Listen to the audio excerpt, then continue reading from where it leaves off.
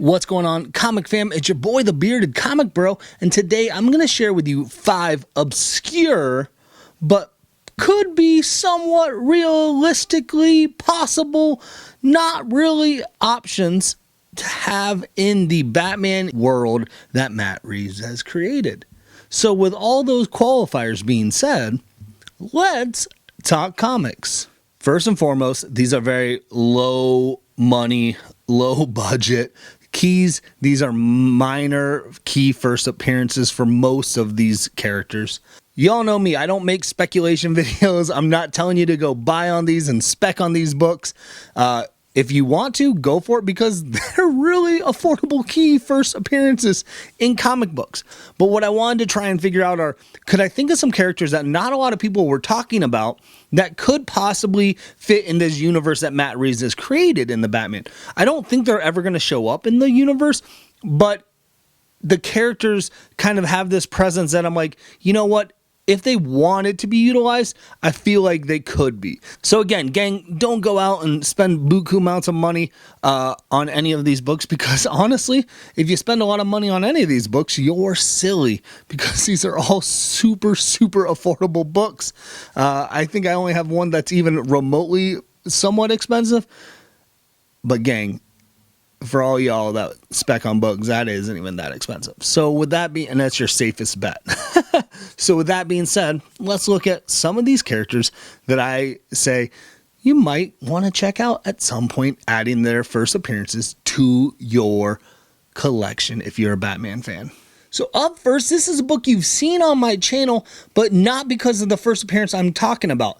This is the first cover appearance of the Gray Ghost. Now, as much as I would love to say the Gray Ghost is going to make an appearance in the Batman universe, or could, I doubt it. I would love to. That'd be awesome if they utilize that in an old movie reel or a TV reel. Matt Reeves, I know you like to drop Easter eggs.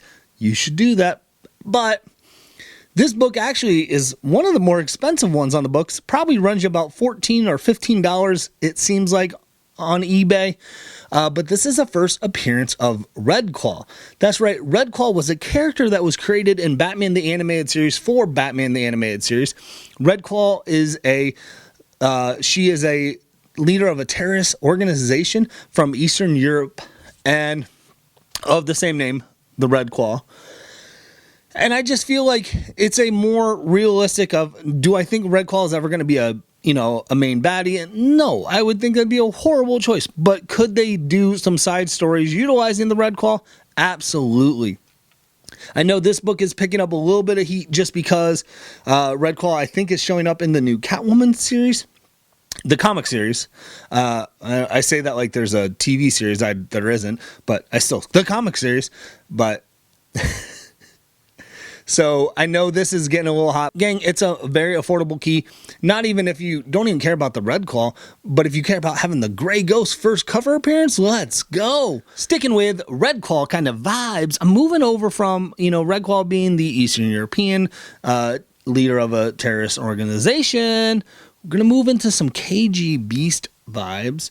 KG Beast, originally he was a assassin who was named the Beast. He was trained by the Hammer. First appears in Batman 417. Really cool outfit. Super dope costume.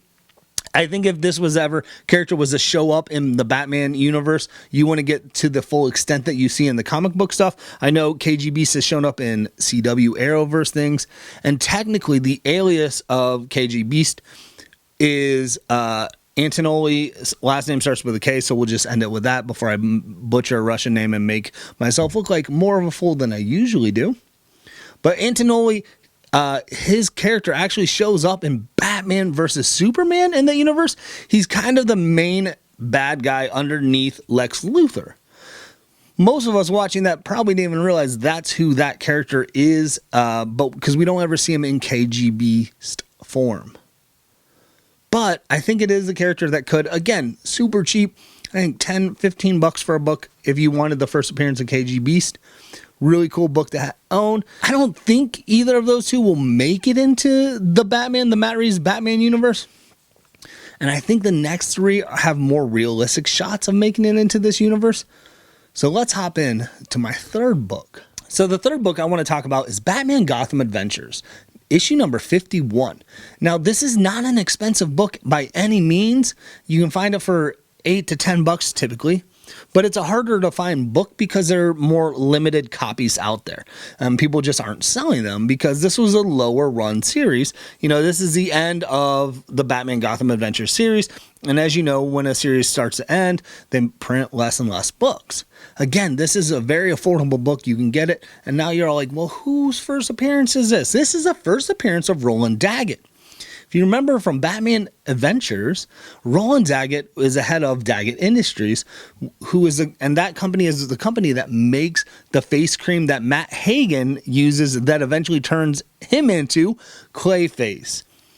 Again, I don't think we're going to see Clayface in the Batman universe that Matt Reeves has created, which would be dope if he could find a way out to make that.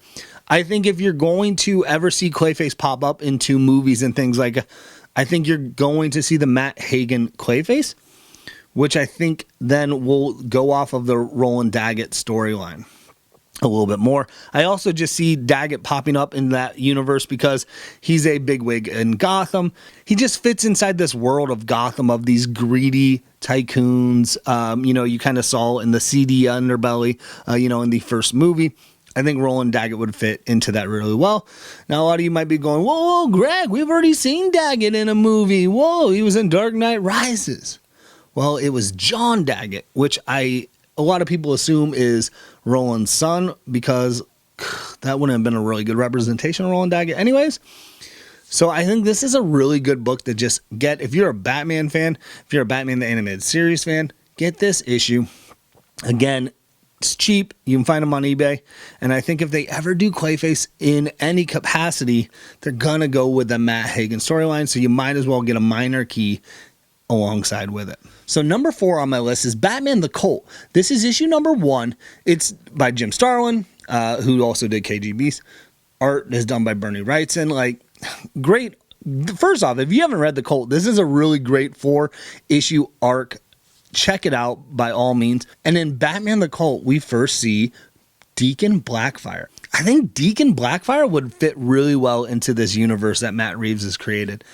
If you don't know, Deacon Blackfire is a character who he basically is a cult leader, but he wears a liturgical collar, and what he has done in this series at least is building this kind of underground following of, the homeless people that he has converted into his cult, as well as then as word starting to spread about what Deacon Blackfire is doing.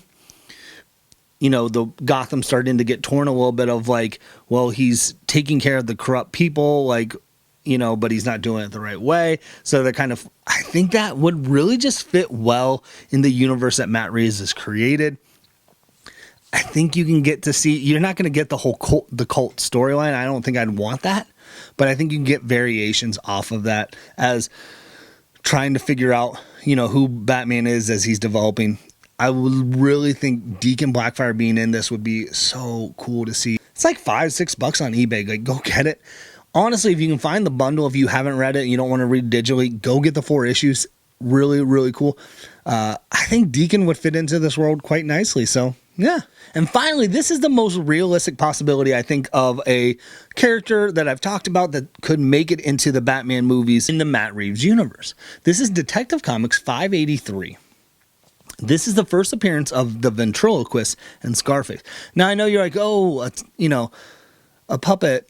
talking puppet is probably not the most realistic grounded. I think it would be a really cool dynamic to see how they kind of deal with this topic of, is he really a ventriloquist? Is it a possessed dummy?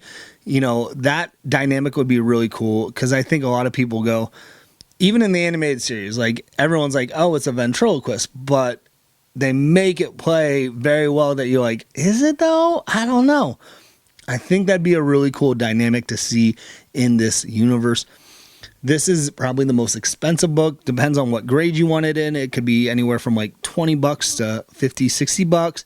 So take your pick. But this is also, ventriloquist and Scarface is one of the most popular characters that I've talked about here so far too on this show.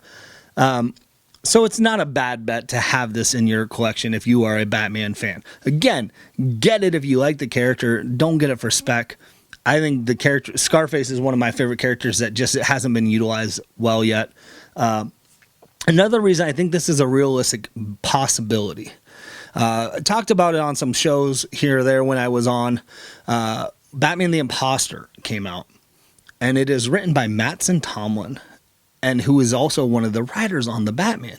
And in that 3-part series, the Batman the Imposter, we saw Wesker Industries, we saw Arnie Wesker, and so Arnie Wesker is Arnold Wesker, who is the ventriloquist, and they show that he is that type of like personality of where he's kind of, is he all there, is he not? And I'm like, are we getting some notes? Could the writer of the Batman Imposter be hinting that this could be a character that we could see utilized at some point in the Batman movies? I don't know. I don't think so. But, gang, I would love it. So with that being said, I know there are other villains out there that are realistically, and, Court of Owls and Mr. Freeze and Hush, but people are going to tell you about all those, and those keys. So I wanted to find some obscure ones for you. So let me know, which one of these characters do you think could actually really hop into this universe well? Which one would you like to see? And with that being said, hopefully you can find some time to curl up, grab a book, and nerd out. Peace.